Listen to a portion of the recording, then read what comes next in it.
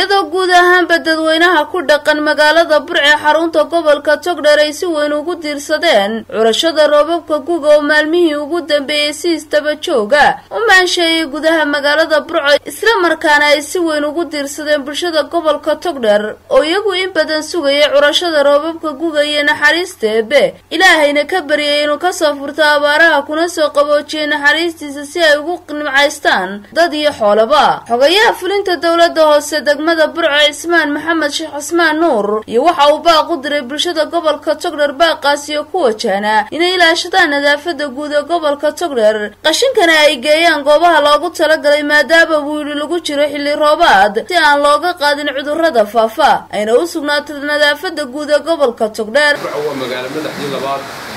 tirada dadka iyo dhismuhu way sii badan maadaama labadaas bataan waxa bata qashinka magaalada Burco waxay ka kooban tahay afar xaafadood waxay leeyihiin afar gudoomiye waaxid hawliga hadda uu fiirsato mararka qaarkood bishii afar jadal celcel sameeyo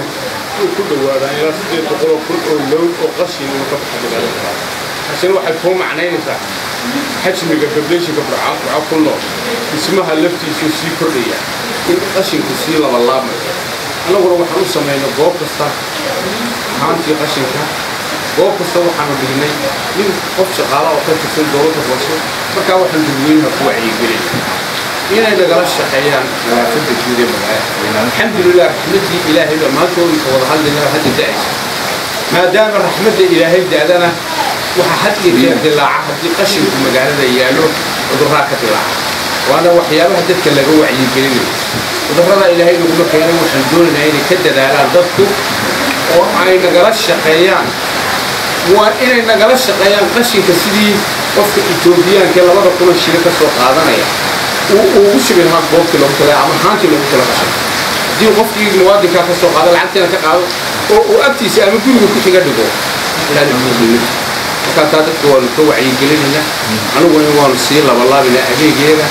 سنة كسر ويسيب والله ناقش كشغالها ويسيب كلنا شغالها الدولة توصل هذا فوش واحد وهو ترى يشغالها بدل وهو أديك بدل وأنا وسارتيش كانوا نرافق ugu dambeyntiina roobab mihigaana oo si weyn ugu diirsadeen bulshada ku dhaqan gobolka Togdheer ayaa maalmihii ugu dambeeyay si aan joogsi lahayn uga daayay gudaha magaalada Burco waa Burwaqa Aadan Maxmed telefishinka caalamiga ee Somali Cable TV magaalada Burco